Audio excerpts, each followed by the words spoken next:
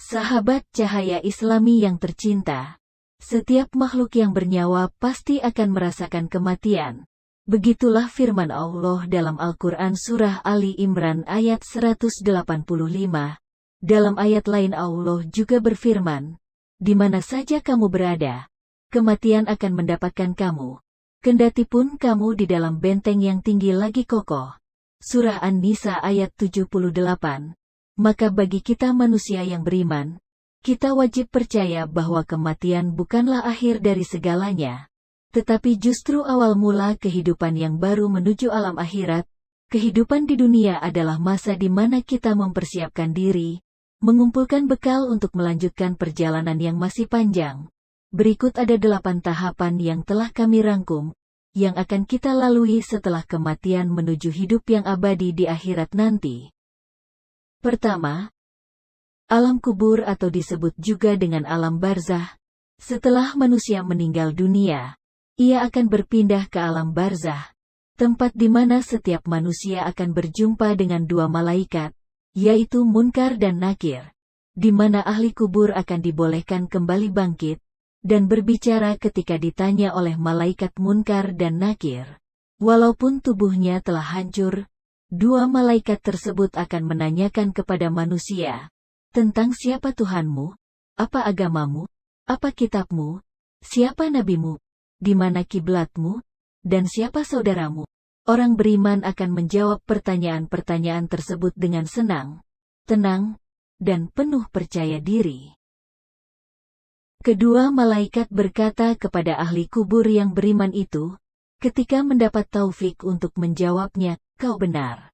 Tidurlah sebagaimana tidur para pengantin baru, yang tiada dapat membangunkannya kecuali orang yang paling mengasihinya."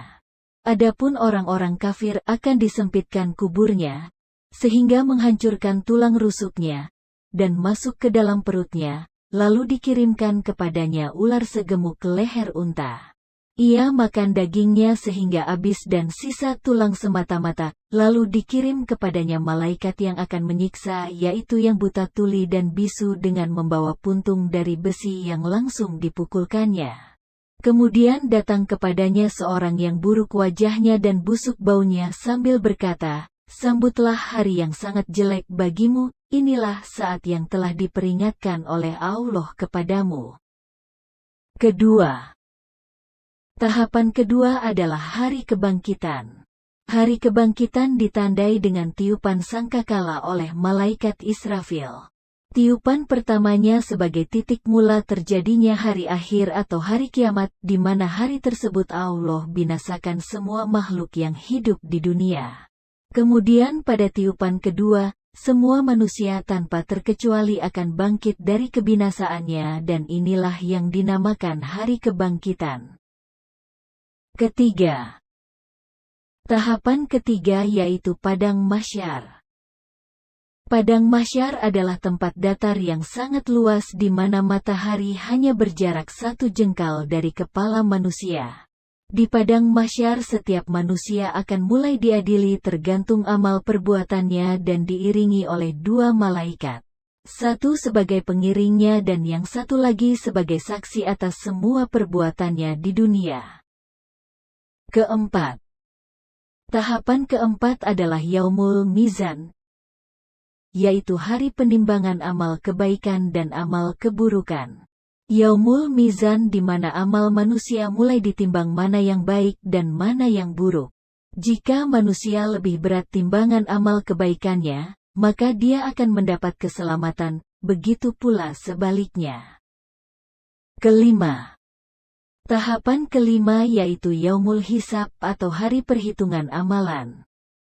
Amal perbuatan yang kita lakukan selama di dunia, kemudian akan dihitung pada saat Yaumul Hisab.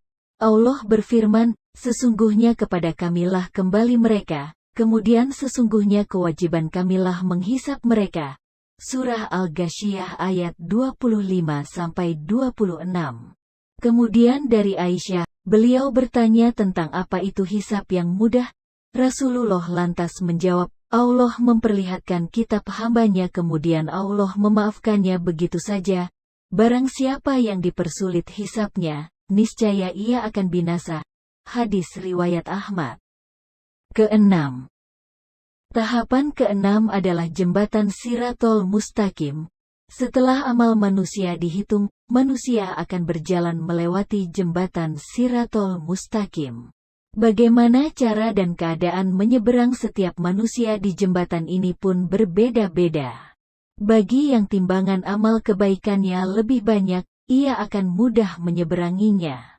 Sebaliknya, bagi yang amal buruknya lebih banyak, maka jembatan ini akan berubah bak sekecil rambut yang dibagi 7 sehingga akan menyulitkannya. Ketujuh. Tahapan ketujuh adalah surga. Surga adalah sebaik-baiknya tempat kembali. Di dalamnya tidak ada kesedihan dan kesengsaraan, melainkan hanya kebaikan dan kebahagiaan.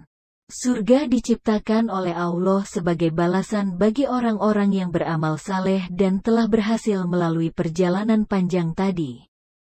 Kedelapan. Tahapan kedelapan adalah neraka. Neraka adalah tempat penuh penderitaan sebagai balasan bagi orang-orang yang selalu berbuat keburukan. Sebagaimana Allah berfirman, tiap-tiap pintu telah ditetapkan untuk golongan yang tertentu bagi mereka. Surah Al-Hijr ayat 44. Demikianlah tahapan-tahapan yang mesti dilalui setiap manusia. Semoga kita mendapat pertolongannya dan dimudahkan dalam segala tahapannya menuju syurganya Allah. Amin.